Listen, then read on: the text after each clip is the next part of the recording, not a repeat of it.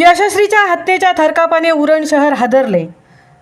देशात महिलांवर होणारे रोजचे अत्याचार ऐकून भीतीने महिला वर्गात थरकाप उडत आहे। आणि आज रायगडमधील उरण शहरातील कोटनाका पंपाजवळील झाडीत 22 वर्षीय युवतीचा मृतदेह सापडला। उरणमधीलच सातराटी येथे राहणारी ही यशस्वी शिंदे हिचा तो मृतदेह असल्याचे समजले। धक्कादायक बाब म्हणजे यशस्वीच्या मृतदेहाची अवस्था पाहून तो नराधम कसाही असेल असे प्रत्यक्षदर्शी दिसून येत आहे। तिच्या देहाची विटंबना त्याने केली आहे। यशस्वीची मिसिंग झाल्याची तक्रार उरण पोलीस ठाण्यात दाखल झाली होती। त्यानंतर तिचे प्रेत सापडले। मृतदेहाचे अक्षरशः तुकडे केले, चेहरा विद्रूप केला आणि आपल्या सैतानी वृत्तीचे त्याने प्रदर्शन केले। आणि आता या संशयी नराधमाचे नाव पुढे आले असून दाऊद शेख असे नाव आहे। माझ्या मुलीसोबत हा घडलेला प्रकार अतिशय घृणास्पद असून संतापजनक आहे असा आरोप पीडित मुलीच्या वडिलांनी केला आहे।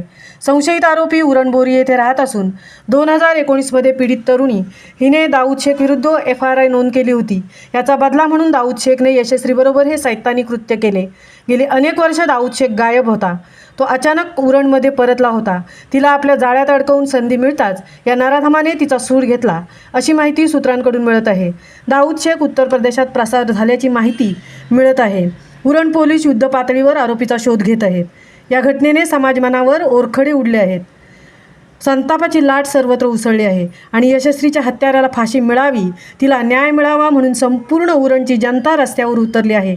या आरोपीला आम्हा महिलांच्या हातात द्या, आम्ही त्याची चटणी करू, त्याचेही सर्व अवयव कापून तुकडे करू, अशा प्रतिक्रिया महिला वर्गांकडून व्यक्त झाल्या आहेत।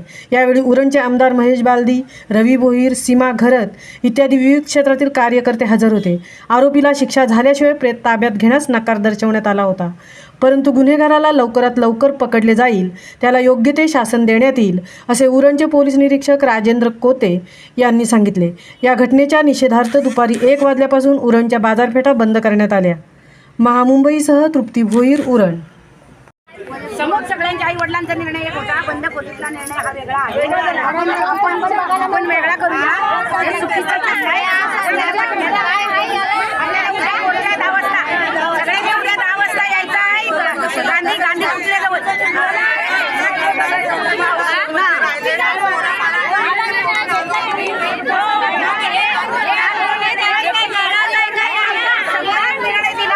आणि बंद खोलीतला वेगळा निर्णय झाला।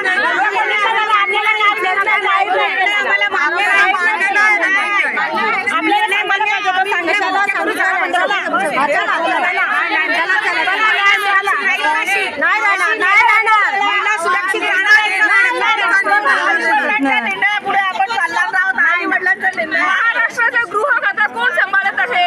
देवेंद्र फडणवीसजी। महिला सुरक्षित आहेत का?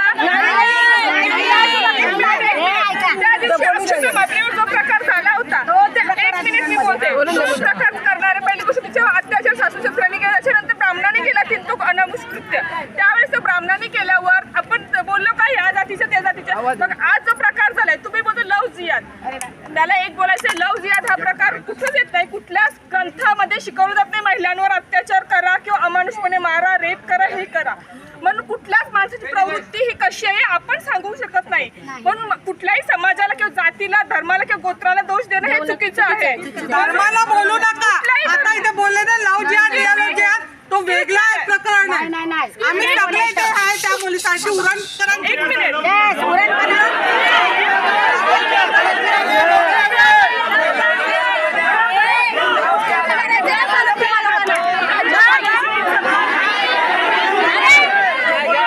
Yes.